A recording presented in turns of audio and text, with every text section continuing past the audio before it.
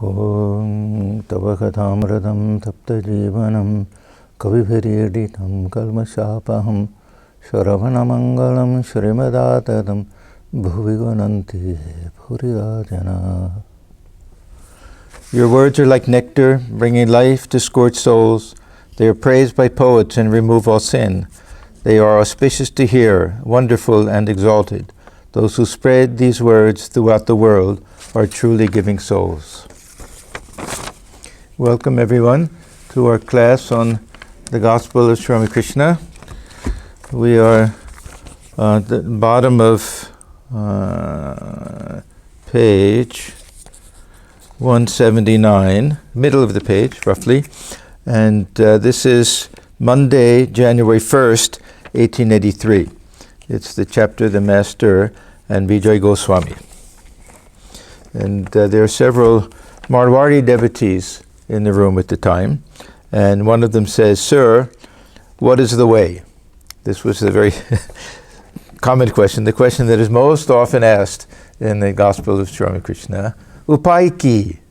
It was the most common question. What is the way? It meant to realize God. So upai ki, what is the way?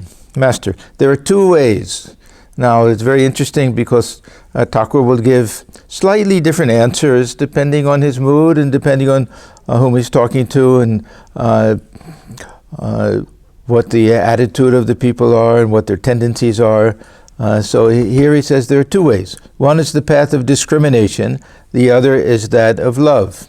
So discrimination, this will be Jnana Yoga, this vichara. Vichara, viveka, they use different terms for this, the path of discrimination, the other is that of love. Discrimination means to know the distinction between the real and the unreal.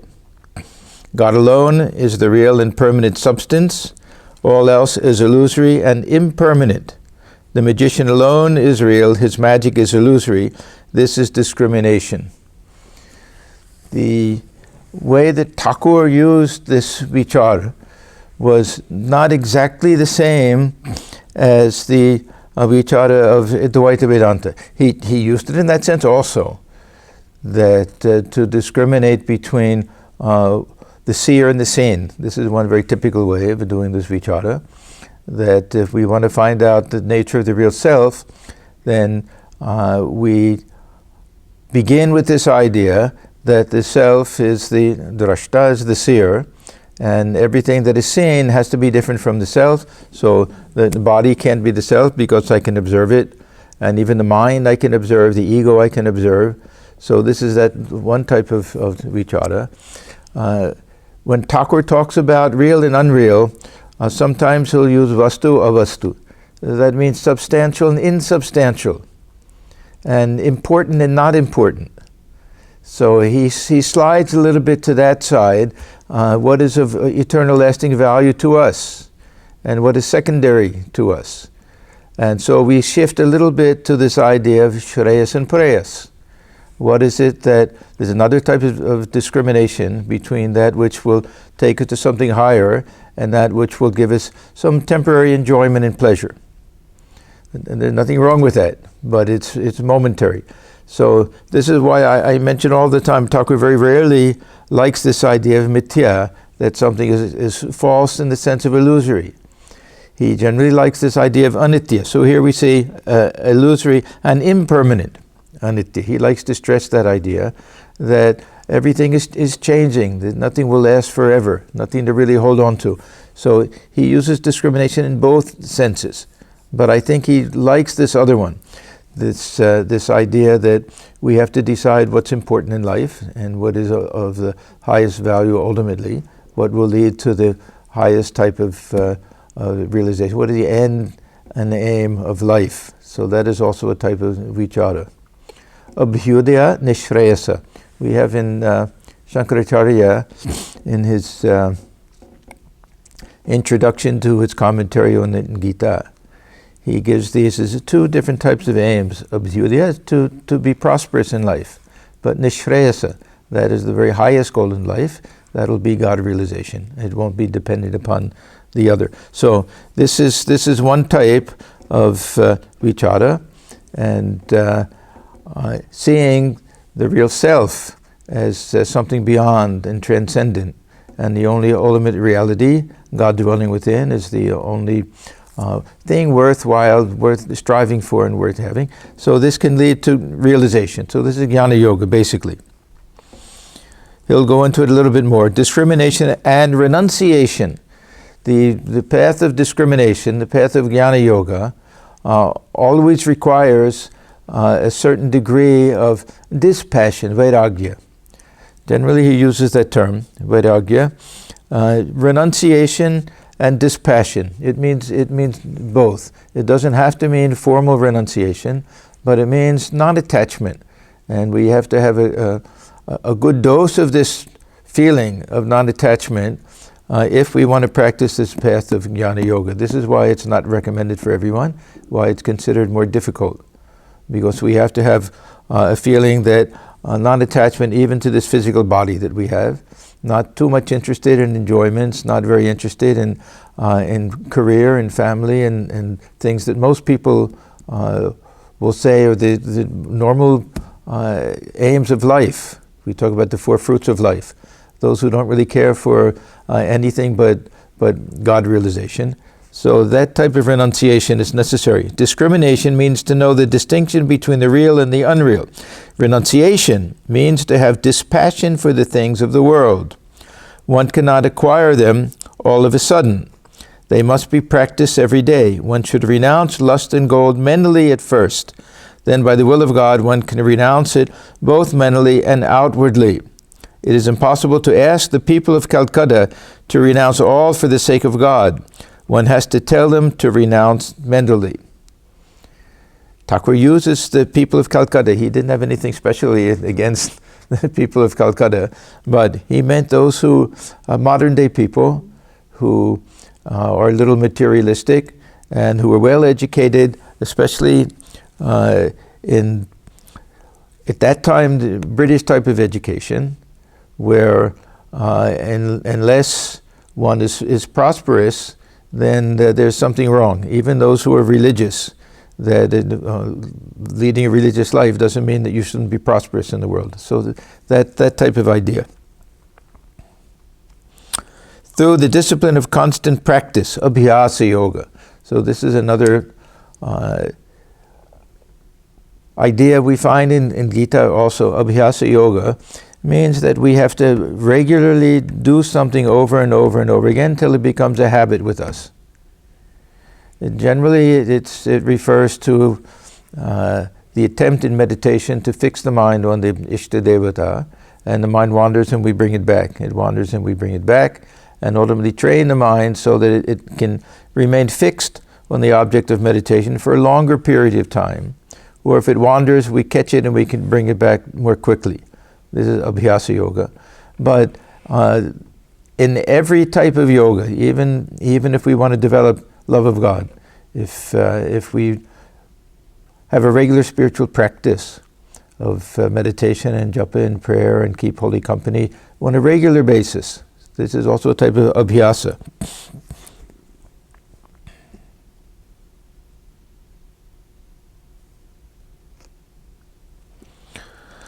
So he says, through the discipline of constant practice, abhyasa yoga, one is able to give up attachment to lust and gold. That is what the Gita says. By practice, one acquires uncommon power of mind. Yeah, the very famous verse that the Gita recommends, this abhyasa yoga and vairagya, these two things. That it won't do to keep practicing the same thing over and over again if we have tremendous attachment to something else. The mind is not strong enough just by sheer willpower. If we tell the mind, you think of this, and you can't do it, you keep trying over and over and over again, but something is pulling us more in the other direction. We'll fail. We'll fail because nobody has that type of willpower. Unless the mind wants to go in a certain direction and loses its inclination to go in the other direction and reaches the point where we're not really interested in enjoyments and pleasures, then there's a chance that we can fix the mind on that object of meditation. So together, abhyasa and vairagya, and Thakur adds a third, anuraga. that we won't be able to get dispassion for the things of the world unless we develop passion for God. So these things all work together. By practice, one acquires uncommon power of mind. Then one doesn't find it difficult to subdue the sense organs and to bring anger, lust, and the like under control. Such a man behaves like a tortoise, which, once it has tucked in its limbs, never puts them out. There's another reference to a verse from the Gita. This is the example that's given of pratyahara or uparati, that withdrawing the limbs. The tortoise, the turtle, has the four legs, and the head. So all five go inside. So that stands for the five senses that we have. And Thakur says you can even beat it and everything. When they're scared, they do that. They go within it. That's their protection. So this is how we protect ourselves. That, he says you cannot make the tortoise put its limbs out again, though you chop it to pieces with an axe. So this is how we withdraw the mind within, not physically withdrawing the organs within, but we keep the mind from going outward. And we do that by fixing it on some inner object, and it has to be an object of love, not just an object of meditation. This is that anuraga part, that we have to feel a tremendous sense of attachment. If our object of meditation is just some nonsense thing, somebody says just practice, it doesn't matter. You can think of a chair, just try to fix your mind on a chair. It'll have some benefit in the ability to concentrate the mind increasing, but if it's something that we have tremendous love for, then that feeling of love will grow. M asked Thakur one time, is it okay if I meditate on my mother? His mother had passed away. He loved his mother very much. And Thakur said, yes, it's fine. And this, I think it was Nistarani Devi, they didn't have children, they raised a nephew. Maybe it was somebody else, I think so. And she was very much attached to this nephew. And she said when she meditated, the mind went there. Thakur said, very good, but feel that not just your nephew, this is a baby Gopala. So bring in that spiritual turn to it. And they say that within a short time she had different spiritual experiences and things. She attained to some type of bhava samadhi. Marwari devotee. Revered Sir, you just mentioned two paths. What is the other path? So all of this was within the scope of Jnana Yoga, or this Vichara Marga. Master, the path of Bhakti, or zealous love of God, anuraga. That means not simply ordinary love, but passionate love, and with tremendous longing. This vyakulata, it means a feeling of anguish and pain at not realizing God. This tremendous feeling of separation, a burning feeling that we can't think of anything else. We have such a longing for union with the beloved. It's a very rare thing. We try to get a little bit of it. That's why in the gospel it's usually translated as longing for God, because that's as much as we can get. This, if it increases to the point where we have all these symptoms.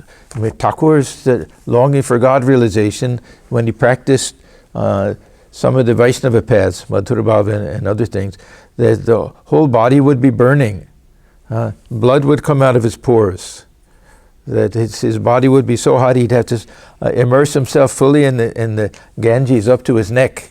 And when the Brahmani was there, she couldn't even touch his body. She would have to put a cloth there. It was too hot for her hands even. You can imagine. We think this vyakulata, oh, wouldn't it be wonderful if we got this? That longing for God. We don't know what it was in Thakur's case. Of course, we don't have to. Thakur said he did what he did so that we won't have to do it. If we do 1/16 of what he did, it'll be enough. But that real vyakulata, as we read about in the Vaishnava literature with Radha and with Chaitanya Deva, and of course in the life of Sri Ramakrishna, is a very rare thing. Yeah, we're lucky that first of all, this is Kali Yuga. We don't have to do so much. Second of all, Thakur did so many of these things just to set an example for us so that we won't have to go through all of these things ourselves. A little bit of weeping for God and we can have God realization.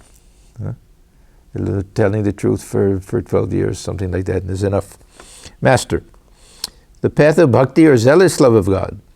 Weep for God in solitude with a restless soul and asked him to reveal himself to you. Thakur was very fond of this idea of weeping. If he ever heard that any of his disciples wept for God, he was very, very happy. He said it was a very good sign. Now Thakur will quote from a song, probably singing, "Cry to your mother Shama with the real cry, O mind, and how can she hold herself from you?" Marwari devotee, Sir, what is the meaning of the worship of the personal God, and what is the meaning of God without form or attributes? Okay, now, this is a very, very big question. I thought that I would take a little time today and go into this idea of personal God. We sometimes think that God with form and without form, or God with attributes or without attributes. Nirguna Brahman, Saguna Brahman, Nirakar Sakar. We sometimes think that these things and God, personal and impersonal, all belong to the same level.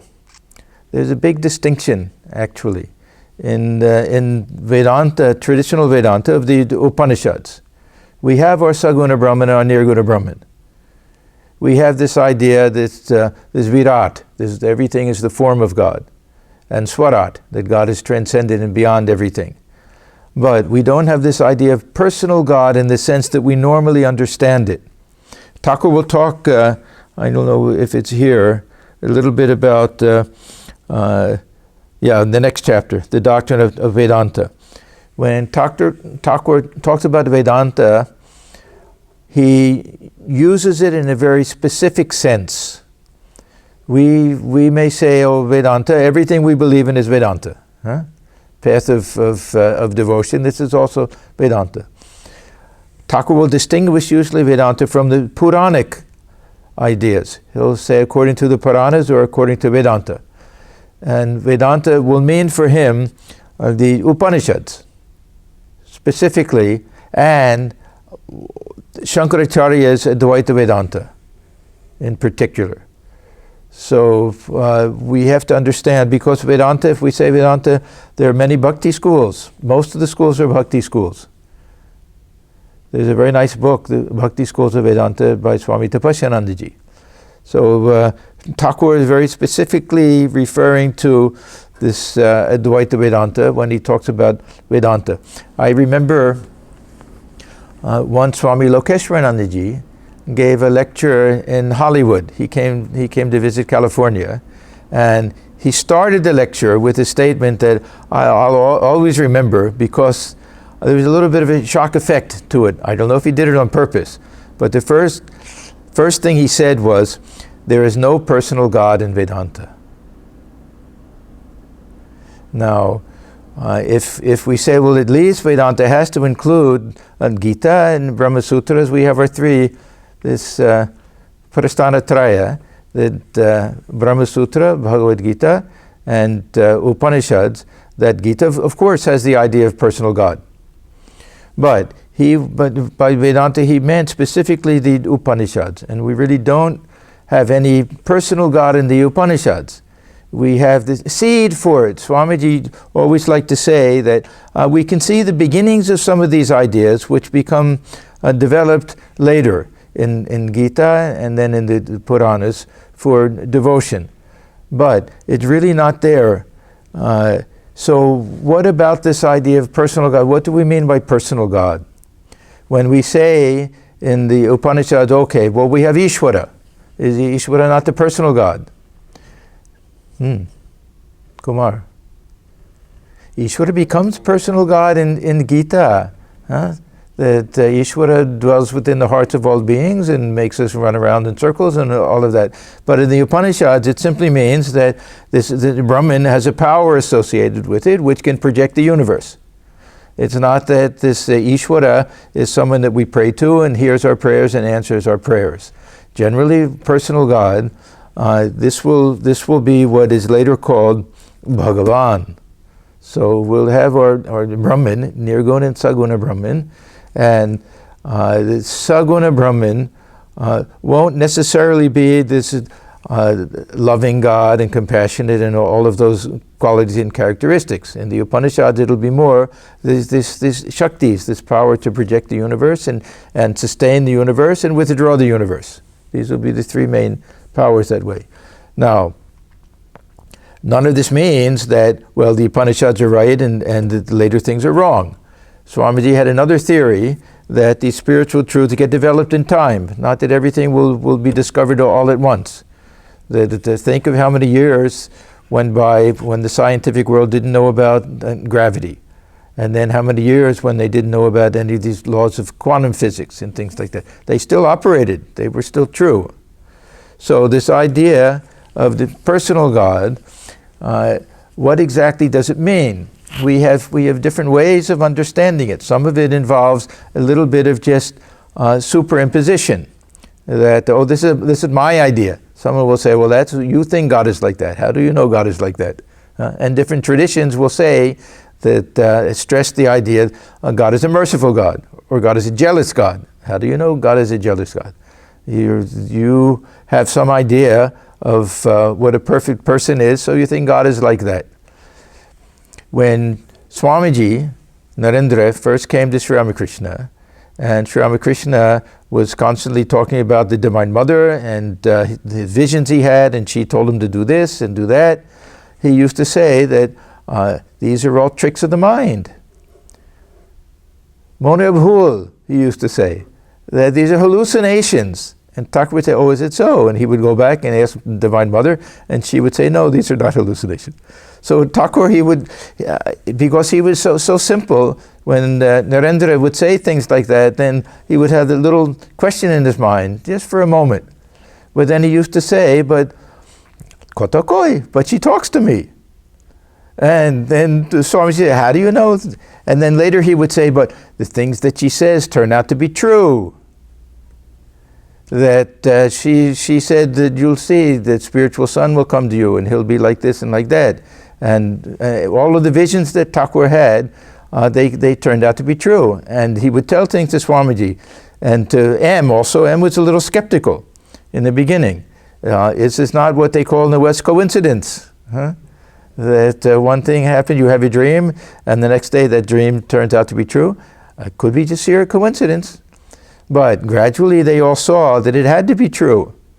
And the real proof of all of this is the experience of it. Of people like me, this is just kind of playing with ideas in the mind, because we don't know what it really means to have a relationship with a personal God that is so intimate that one feels that reality of the personal God is greater than the reality of anything else. And because that's what Thakur said to Swamiji. Swamiji said, have you seen God? Yes, but more clearly and more tangibly than I see you. And he had that relationship with her. So how do we understand that? This is another big question. Now, and again, this is just me fooling around with some ideas. But if we think that the individual mind is like a wave on the ocean, and that this whole ocean is that Satchidananda, and not simply pure consciousness, but cosmic mind as well.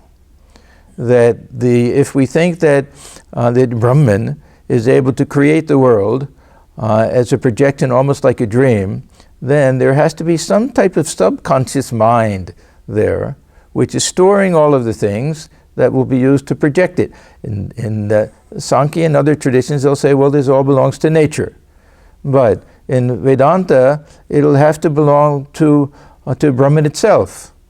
So as cosmic mind, Now, if someone's individual mind can connect with that, and if that cosmic mind has some sense of self-awareness, these are all very tricky ideas. If we say God is a personal God, that doesn't mean that the personality of God is like our personality. It can be just some type of self-awareness. I am that I am. We find this in the Western traditions. I am that I am. This would be the statement of God. Not our sense of I has to do with all sorts of false identification. We shouldn't expect God to identify falsely with anything. But then we get a tremendous statement. I was trying to find it. I couldn't find it, but I've read it several times. That Swamiji said himself. He said that there is some power, some divine presence that's in control of everything, that thinks of itself as a woman. See, this idea of personal God for Sri Ramakrishna was always the Divine Mother. And for Swamiji also, towards the end of his life, that he had absolute faith and heard the voice of the Divine Mother also, and Thakur so many times. So we can't dismiss this idea of a personal God. And I think it's wrong to say that, well, it's just that I have a longing to see God in that form and God will reveal himself to me in that form.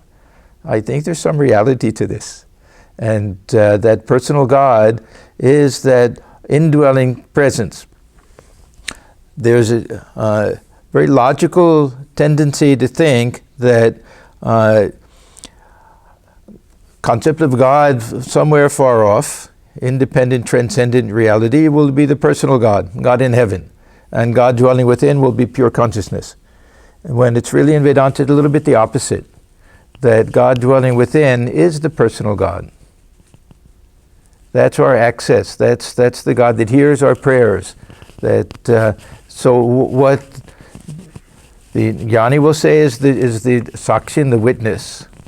The Bhakta will say is the Antaryamin, is the inner controller. God dwelling within, and that God dwelling within, if we have this sense of I separating us, that'll be the personal God dwelling within, hearing our prayer and inspiring us, whether we hear the words or not. But yeah, we hear the words of God. Now, is this 100% subjective, just the mind? Is it 100% objective? It'll have to be a bit of a mix. Does God know every language, can speak to everybody in the language they want to hear? Huh? Or is it just that divine presence will come to us through our own mind in the words that we understand? I think there's a very subtle mixture of objective and subjective. And so this idea of the personal God, in the life of Sri Ramakrishna, there was absolutely no question about it. The personal God was 100% real, and not different from this Ishvara, and not different from what we call the Brahman. All three are the same, or Paramatman. There's a very nice verse from the Bhagavata Purana that I've mentioned several times. It's a very important verse that in the Chaitanya school, Jiva Goswami, he was a nephew of Rupa and Sanatana. They were the two teachers of bhakti, and he was the philosopher of the group. He took this one verse and extrapolated from that 6 different volumes. The whole of the Vaishnava philosophy of the Gaudiya Vaishnava school is traced back to one single verse. It's very interesting. And this verse says, Vadanti tat tattva vidas tattvam yajnanam advayam. So the knowers of truth call truth this non-dual consciousness. This is what they call truth. Then it says, Brahmeti, Paramatmeti, Bhagavaniti Shabdyate. This one non-dual, absolute, pure consciousness reality, which the knowers of truth consider to be the highest reality. This goes by 3 different names. Brahman, okay, no problem with that. Then Paramatman. So this Brahman is the source of everything, that same divine presence within the heart, and the personal God, Bhagavan. So this becomes this makes the third connection. As I say before, it's very easy to see that Nirguna Brahman and Saguna Brahman are one and the same. and God without form and God with form. Now, God with form, of course, we can take that with a lot of subjectivity. We want to see God in a particular form. That doesn't mean that's the absolute form. But we have this other idea, this old, very early Vedic idea, that this whole universe is the body of God. So that's also God with form. Now, for us, we have another alternative, and that is to look upon the avatar as the personal God. This is a very tangible form that God is manifest within all beings. Everyone can accept that, but a special manifestation in those who have this tremendous purity and a certain degree of spiritual power that we don't find in others. This will be a gigantic wave among all of the other waves. And Swamiji likes this idea also. So, the avatar knows the oneness. So the knower Brahman is Brahman. So we pray to the avatar. Then this is also a type of personal God for us. And we can furthermore have this belief that the avatar does not get merged in Brahman after giving up the body, but remains available on some other level. This is what Swami Sharadananda says, Prakriti Lina becomes merged in nature, not Brahma Linam, where that means the drop of water goes in the ocean and disappears. Remains in some form that can be available to us. So this idea of a personal God, a very subtle type of thing, and very hard to understand. This Saguna Brahman, Nirguna Brahman, very, very logical. But this idea of the personal God is, and everyone has that big question. Swamiji used to have that question so many times. Is there a God that we pray to who hears our prayers and answers our prayers? Huh? It's very hard to say. A question of faith generally, but in Sri Ramakrishna's case, it wasn't simply a question of faith. He had that direct experience, and it was so intense that it was the most real type of experience. And as he would say, she talks to me. Huh? And what she tells me turns out to be true. So we really can't deny it unless we deny, of course, the Thakur was who he was, which is also very hard to do. So he says, what is the meaning of the worship of the personal God? So again, we can see personal. How do we worship the personal God? God dwelling in other people.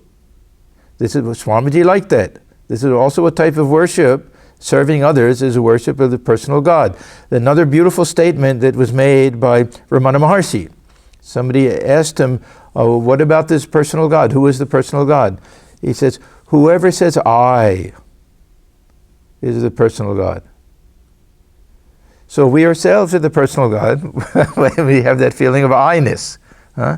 A little sense of personality there, but each and every one of us is that divine manifest that way. So we see the God in others. This is also a type of personal God, and worship of that God is done through service.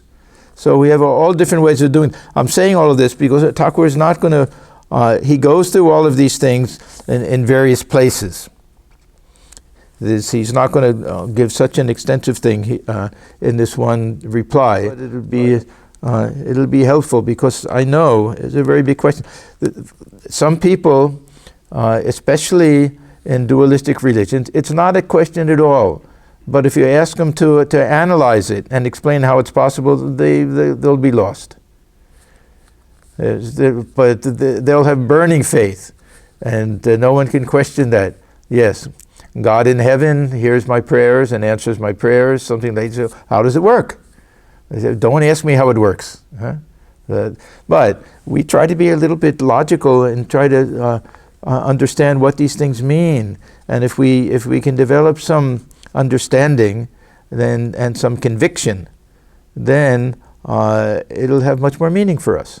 So it is helpful to try to analyze these things, but not over-analyze them.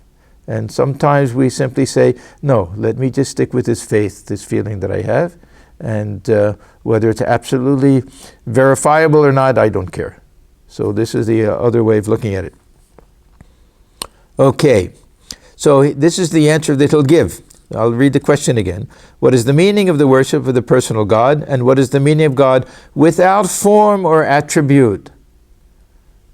without form, without attribute. These don't have to go together. We know that most of the Western religions like this idea of no form but attributes. Nirakar saguna. So in Judaism, Christianity, Islam, the concept of God, God the Father, God the Son will be a little bit God with form, but God the Father will be that there's no form, but love and compassion and even this justice, mercy, all of these things will be different attributes. But it's very interesting, even in the Western religions, among the mystics, that form will come in. There's something in mystical Judaism called throne theology, that there'll be some experiences and mystical visions and things of God sitting on a throne. Now, God sitting on a throne, it has to be with form. We can't have a formless God sitting on a throne. So even there, through some mystical vision or experience, or to make things more tangible, that image will be there. God sometimes pictures as a wise old man with a long beard, something like that. There's a very nice image that we get in what's called the High Holy Days in Judaism, that it's a period of 10 days. And during this period, people are supposed to pray for atonement for their sins and pray that they'll have a good year and that they won't do these things again. So they say the beginning of the 10 days, God is sitting on the throne of justice, and He'll judge us to see how well we did and everything. And at the end, He sits on the throne of mercy, that He'll forgive us. So He'll have two different thrones that He can go to. And in Christianity, they have this idea of Christ sitting by the side of God, something like that, on the throne of. So even there, where it's supposed to be fully nirakar, formless God, the mind craves for some type of imagery and some way of understanding God and relating to God as a person. So we have that idea. So anyhow, so this question is, what is the meaning of God without form or attribute? So both, without form and without attribute. Master, as you recall your father by his photograph, so likewise the worship of the image reveals in a flash the nature of reality. Now, there's another thing that we have to understand, that in those days, when people talked about worshiping God with form, generally this was code. This was code for image worship. And when the Brahmos were so much against this worship of God with form, it wasn't this other idea that we try to picture God as a father or something like. It was what they called idol worship. So very often when people would ask that, Thakur would understand that they had in the back of their mind the worship through an image. So this is why he's saying that. And this was exactly what, remember the story of Swamiji. He was traveling somewhere, I think in Gujarat, and they were talking about worshipping an image and everything, and then Swamiji said to the Dewan, see the Maharaj's photograph is on the wall, bring it down. So he brought it down, he said, now spit on it. And he said, well, how can I do that? And he said, why not? It's not the Maharaj himself, this is just a photograph. He said, yeah, but it's almost the same as doing it. And he said, Swamiji said, yes, this is the attitude of those who worship through an image. They know that the image is not God, but they'll have that feeling of reverence because it reminds them. And this is the pratinidhi, this is a representative, tangible representative for that which is transcendent. So this is why he's talking about, in the beginning, this idea of the photograph. As you recall your father by his photograph, so likewise the worship of the image reveals in a flash the nature of reality. Swamiji once said, he was asked about image worship, and he said, how can I deny the efficacy of image worship when Sri Ramakrishna, who he held to be, of course, the perfect avatar, realized God through image worship? That was initially because of his worship of Mother Kali in the Kali temple that he had his first realization. Sometimes they'll say this is the lowest form, that there are subtler and subtler ways of worshiping God. But this is a very efficacious form, very helpful for most people. If it was good enough for Thakur, it should be okay for us also.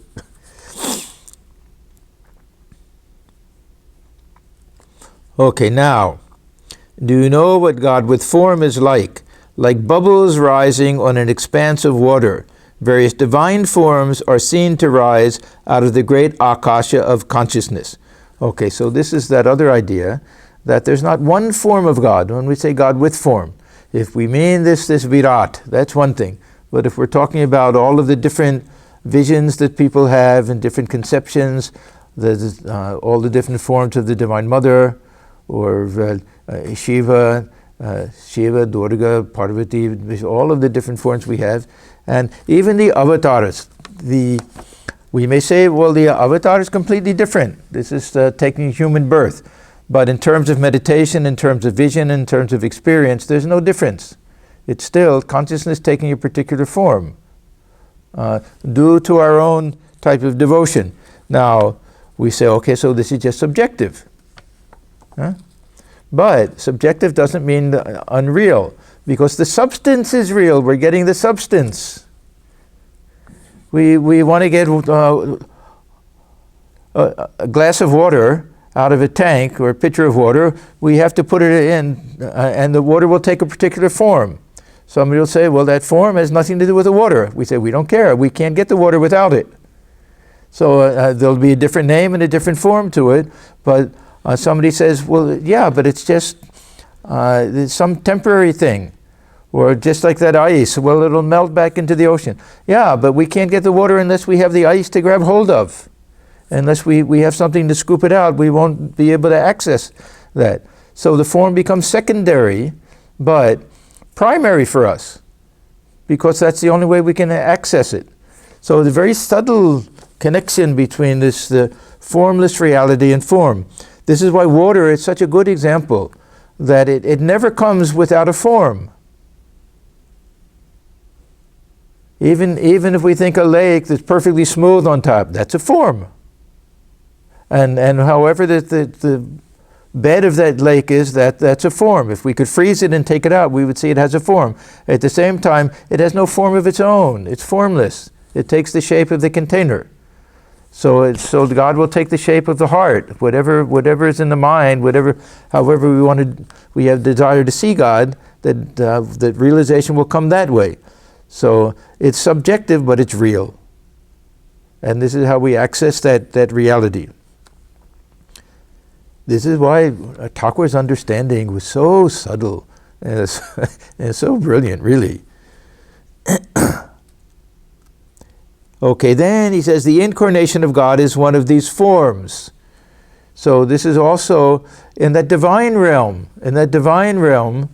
Where we can access these forms. There's no difference between Rama and Krishna or Shiva and Durga. Even though we may say, well, one took human birth and the other is just some conception of the different heavens and things like that. But from the point of view of direct experience, there's no difference. So the incarnation of God is one of these forms. The primal energy sports, as it were, through the activities of a divine incarnation. Okay, so this is as much as we're going to get here. It's a lot to chew on, but with this idea of what is the meaning of the personal God. Then Thakur continues, what is there in mere scholarship? God can be attained by crying to him with a longing heart. There is no need to know many things. Okay, so this is, again, a very subtle balance between analyzing things and over-analyzing things. That there's a purpose in this vichara. There's a purpose in analyzing things, and there's a great need to know when to stop. Thakur says, you have a shopping list, and you read the things in the shopping list, then you put it away and you go shop and you buy it. There was a man who had that list and he lost it, searching all over for it, and then finally he found it. He's so happy to find it, but that didn't mean that he kept it all the time. He read it and then he remembered, then he threw it away. He didn't need it anymore. So this is why Thakur half the time says, constantly analyze, constantly practice of vichara, and the other half of the time he says, promise me to M that you won't do this vichara anymore. That you won't keep arguing and reasoning and trying to figure things out. One of the purposes of vichara is to understand the extent to which reason can carry us, and to understand what questions don't have answers. And if they don't have answers, just through this logical mind, then we stop asking the questions. This is intelligence. This is intelligence. This foolishness is when we keep asking questions that we know don't have answers, or that we know that the answers can be refuted, that there are no perfect answers or absolute answers. And we keep asking these questions over and over again. Why did God create the world this way? Huh? What existed before creation? Is it eternal? Is it non-eternal? Well, there are no answers to these things. We give certain answers, of course, but Thakur says at some point we have to practice. We have to eat the mangoes. We spend the whole time trying to figure out who planted the seed and how the tree grew and how many branches there are and how many mangoes are there and what varieties and everything. We miss the whole point of going to the mango grove. You simply pick it and enjoy the taste of the sweet mangoes. So what is there in mere scholarship? God can be attained by crying to Him with a longing heart. There's no need to know many things. In fact, Thakur used to say this was a definition of ignorance. What is ajnana? He said to know many things. What is jnana? To know one thing. So knowing many things means that we don't know that underlying reality which is responsible for all of the individual different things. And we can never know it. We want to know all of the varieties of jewelry, of gold jewelry, without knowing gold. If once we know gold, then it doesn't matter. Then we know that they're all just different names and forms of that one substance. He who is an acharya. Acharya will be a world teacher. Those not a simple lecturer or anything like that. This acharya was the word that was used by the Brahmos, but it's also the word that we reserve it for Shankaracharya, Ramanujacharya, for those really very special world teachers. So he is an acharya, someone who is a real teacher. It doesn't have to be the level of Shankaracharya, but someone who can speak and the words will have some effect, that it'll be based on some experience and it'll have some purity of heart and some real longing for God, if not realization. He who is an acharya has to know different things. So they may need to know, be knowledgeable in the scriptures, be able to quote verses, be able to give some citations that this person says this and this person says that. Ordinary people don't need all of those things. This is just for the sake of teaching others and for them to have some faith in the words of the acharya. So he is an acharya, has to know different things. One needs a sword and shield to kill others, but to kill oneself, a needle or a nail knife suffices. So we should never make the mistake of thinking that we have to become scholars. Scholarship is okay, and it can help us to a certain extent. We study the scriptures over and over again. One, to gain conviction. And secondly, once we have that conviction, there's some enjoyment, some pleasure. And we can't spend all of our time in meditation, and we don't want to waste our time, so it's a good habit to do some regular study of the scriptures. But it should never replace spiritual practice. This is the thing. One ultimately, now we'll get a very nice thing. One ultimately discovers God by trying to know who this I is. This is one of the great teachings of Vedanta. This concept of God is never God separate from us. There are different schools, of course, that will say that, well, I'm a part of God. Or that if God is separate still, God dwells within. It is never this idea that God dwells somewhere far away in heaven, inaccessible to us. But according to Vedanta, Advaita Vedanta, that God is the real I within. That was the Ramana Maharshi said. Who is the personal God? that which says I. So, and Thakur's idea was not that if we search for this I, we'll find God. If we search for this I, we'll find that there is no I, and God is there in its place. If we find that I, that ego I, that'll be blocking. When we analyze and say, what is this? Who is this I that I'm talking about? It's a very nice type of meditation, actually, that we look into we think about consciousness and say, well, where is the I in the consciousness? Where is any personality within consciousness? And we realize that consciousness, there's no personality within it. Every feeling of personality is consciousness of mind, is consciousness of qualities that we have, consciousness of our past and our history and the memory of things that we've done and qualities that we think we have. This is the source of this feeling of I. It is not that pure consciousness within. There's no I in that. So we search for this I, and we find that this ego sense disappears, and this other I, which is really, because it's not simply pure consciousness, it's self-consciousness. It's not simply pure consciousness as we stand in front of a mirror and the mirror reflects. Our consciousness is not just reflecting something else, it's awareness. Some self-awareness is there also. So awareness of other things, but awareness of the self. I not only see things, I'm aware that I'm seeing things. The self-consciousness, the reflective nature of consciousness. This will be that real source of I that we have, and not this ego sense. And that doesn't spring from this body-mind complex. That's transcendent, that has its own existence, that's absolute. That's why we can say that that's the divine. We find God in its place. So, a very brilliant statement. One ultimately discovers God by trying to know who this I is. So a little bit back to Jnana Yoga. Is this I the flesh, the bones, the blood, or the marrow? Is it the mind or the buddhi? See, we may not make the mistake of thinking I'm this body. I know I'm not this body. I know I'm connected to it, but I really do feel that I am this ego sense, this personality. That's who most of us, we identify with our personality. That's the very definition of personality. This the feeling that I have qualities and I have attributes and physical attributes, of course, but more of these internal things. So it's not simply realizing I'm not the flesh, the bones, the blood, or the marrow, but he says, is it the mind or the buddhi? So understanding that I'm also not this intellect, I'm the witness of all of these. And that witness is equally thou and equally I.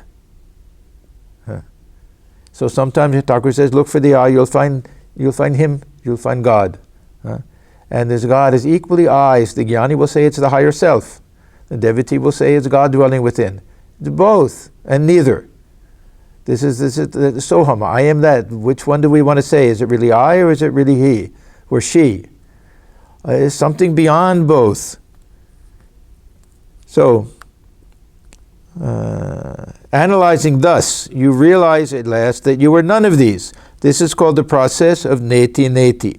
Not this, not this. One can neither comprehend nor touch the Atman. It is without qualities or attributes. And it's the self. It is the self. The feeling that I want to realize the self comes from a feeling of separation and a feeling of ego. To realize the self means I am the self. We talk about this vision of the self or the vision of Brahman. It's just our clumsy way of describing this realization that I am that. It's not a vision of the self, it's not knowledge of Brahman. The knowledge of Brahman means that I am Brahman. And we won't even say that. The Brahman alone exists because the I becomes merged in it. Now, we'll get to another big jump. But according to the path of devotion, God has attributes.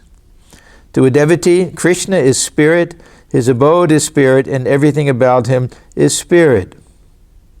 Chinmay Sham, Chinmay Dham. Sometimes they'll add Chinmay Nam. That they're all the embodiment of pure consciousness and pure awareness. That this infinite ocean of consciousness can congeal in places and be something tangible and visible. We look in the sky and we see clouds. Cloud is nothing but sky. Huh? It's somehow created a form that from a distance will look like something very tangible with outlines, but we analyze it very closely, we fly through it. It's nothing but infinite space. It's nothing but sky. It's the same thing. The Marwari devotees saluted the master and took their leave. How fortunate they were, huh? It's the teachings that they got. That how many of them could have really understood it?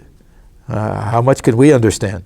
But they, of course, were worldly people. But Thakur praised them. They're real Hindus because they followed the traditions and customs, and they had a real devotion.